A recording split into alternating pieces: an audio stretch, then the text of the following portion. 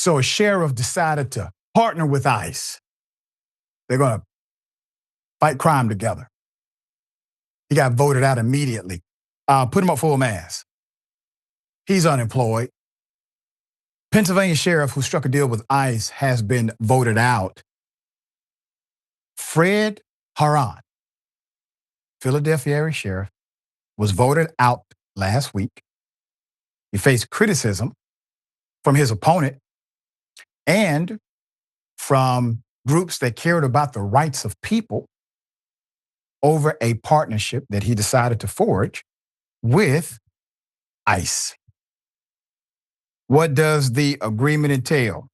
So, good old sheriff here, the Republican sheriff, Bucks County signed up in April for the United States Immigration and Customs Enforcement 287 program, which delegates some federal immigration responsibilities to local law enforcement departments. Under the agreement, some Bucks County deputies can, quote, enforce limited immigration authority while performing routine police duties, such as identifying and, as they say, an alien. There are no aliens on the planet. At a DUI checkpoint and sharing information directly with ICE. That's according to an ICE webpage describing the program.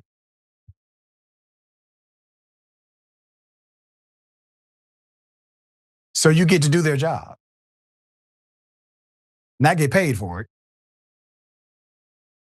Neglect doing the job that you are elected to do, sworn to do, and you believe your community is winning or you're winning because you're an elected sheriff, but you work for ICE. There's more. Out of the 3 models, the sheriff chose the one that grants the most authority to the local deputies. Hundreds of local law enforcement agencies across the country, including 5 other Pennsylvania sheriffs, their offices have chosen to participate in that model. It's called the task force model. The other models allow local agencies to deal only with suspected undocumented immigrants already in custody or facing criminal charges. 17 law enforcement officers in Bucks County received ICE training as part of the agreement, according to the sheriff. So the agreement drew the outrage of this guy. There's a new sheriff in town. Drew the outrage of Sheriff-elect Danny Kelsler, 33 years of age, young guy, Army veteran, and attorney at law, who worked for a time as a public safety official in Governor Shapiro's administration. So the sheriff-elect led the issues page of his campaign website with an argument against the sheriff and his ICE partnership, calling it, quote, a political stunt that wastes resources, erodes trust, puts our communities at greater risk. In an interview with ABC News, he called it, quote, the biggest issue in the race with or without me. So I want to make sure everybody is clear. This sheriff did not lose because he was already going to lose. It is difficult to beat an incumbent sheriff of any jurisdiction. It is tough. Not only was he beat, he basically beat himself. There's more. Quote, I think people understood, and I tried to make the case, that this was a race being watched by law enforcement all over the country because this was the swing district in the swing state. And this was the first referendum on not only ICE, but specifically local law enforcement partnering with ICE.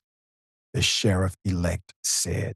He added, quote, elected sheriffs all over the country we're going to see, did the guy who backed ICE and went out on a limb for Trump win re-election because of it or lose re-election because of it.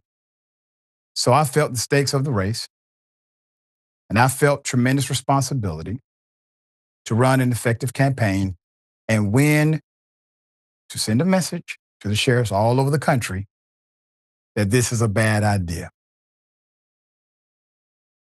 He ran on a purpose, a point.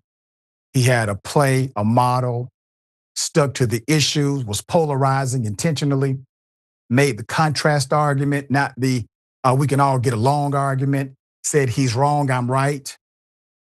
This is bad. This is good. This is good policy. This is bad policy. You polarize intentionally. You make the argument to show the contrast. And he did, and he won, 33 years of age. Sheriff-elect told ABC News he will impose a moratorium on the agreement on his first day in office and seek formally withdraw from that agreement within his first 6 weeks. He was aided on the trail by local rights groups like the American Civil Liberties Union of Pennsylvania, which filed a lawsuit against the sheriff in June, accusing the then sheriff of entering into the 287 agreement unlawfully. Last month, a court common pleas judge dismissed the suit, writing that the agreement was clearly lawful. In an interview with ABC News, the sheriff, was about to be the ex-sheriff, said he never intended to use the full scope of the powers the task force model gave him and had not directed his deputies to perform random immigration enforcement. Well, sir, why didn't you just pick door number one then? They gave you 3 options here. You pick door number 3. That's on you. Now you're talking about what your intentions were. Well, sir, if you're not smart enough to pick the thing that you intend to, the right person is taking your job anyway. There's more. When posed the question, why didn't he choose a less aggressive enforcement model? Sheriff said, quote, felt like the task force model was able to be massaged into what I wanted to do. Well, the others were not. He lost by 25,000 votes, on par with other countywide Republicans. The man just said, anyway, he's leaving. So he's talking out of both sides of his mouth, saying, no, I didn't mean to do it like that. That's not what I really meant. Then saying, well, I really meant to do it like that because that's the way I wanted to work it. Yasmin thought. Good riddance Yeah. to him and others like him. And look, I don't want to get too excited or too optimistic or too far ahead of things, but I am liking the trends that I'm seeing across this country. The American people are not only saying that they don't support the actions of this government, and that includes at the local, city and county levels, but they're taking action against all of it. Right. There's a reason why the only Democrats who voted with Republicans to open the government without really getting any kind of concessions in exchange for it were Democrats who are not up for reelection in 2026, because for better or for worse, better late than never, but the Democrats at least have realized that the American people are voting against they're ready to vote people out of office. They're tired of what they're seeing. They're tired of the inaction. They're tired of all just the stagnation in our government, not even just stagnation, but regression in our government. And they're tired of voting people in who do not fight for them, will not fight for them, cannot fight for them. So voters now are also much more informed than before, and they are demonstrating where their boundaries are, what they're willing and unwilling to tolerate, especially in their immediate communities. And I hope this serves as a message to other local leaders who are seeking to align themselves and their offices with the absolute worst that this administration has to offer to the American people. Here in Houston, our mayor is a Democrat, but he has very much a right-wing platform. He can't seem to decide. Or admit that the Houston Police Department is actually cooperating with ICE. He insisted for months that they were not. And then finally, he kind of admitted it a few days ago. And then Like 2 days ago, he walked those statements back, but it's like we know what's going on.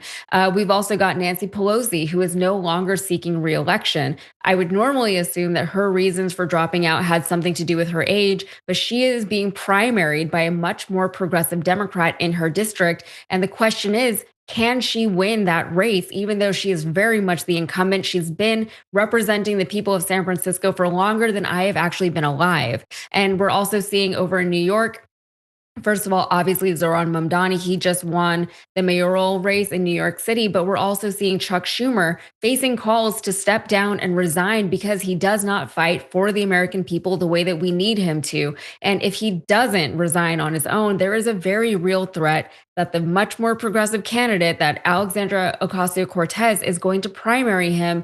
And can he win that primary? We're not so sure.